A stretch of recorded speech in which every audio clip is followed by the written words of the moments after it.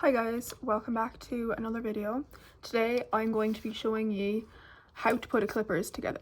So my clippers is the Lister Eclipse clippers. It is a cordless clippers.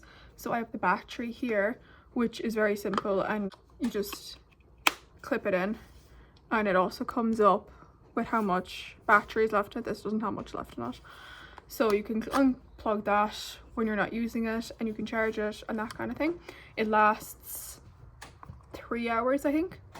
So that's the battery, but we're just going to work with the actual clipper part of it.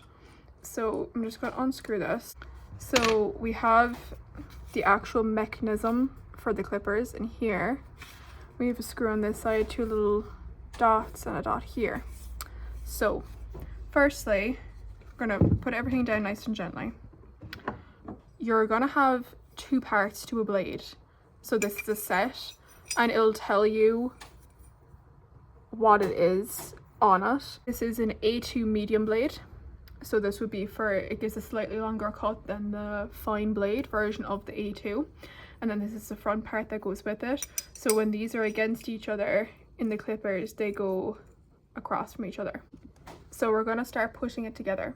So you're going to take your front smaller blade, and you're going to take your clippers, and you're going to put it into it like that, and it should line up. There we go. It should sit into it nice and flush. There shouldn't be any gaps or anything. You're going to hold that with your thumb.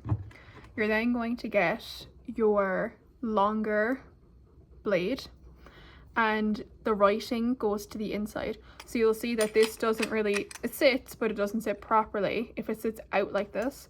So if we turn it around, it sits a lot more flush and there's no movement, and yeah, they touch off each other nicely, that kind of way. So you're going to hold all that with your thumb or your finger now. You're now going to take your screw or your bolt, and you are going to, through the back of this, you're going to slide it through, put your thumb or your finger now on the screw, and we're going to flip the machine over, so you're looking at the front part of it.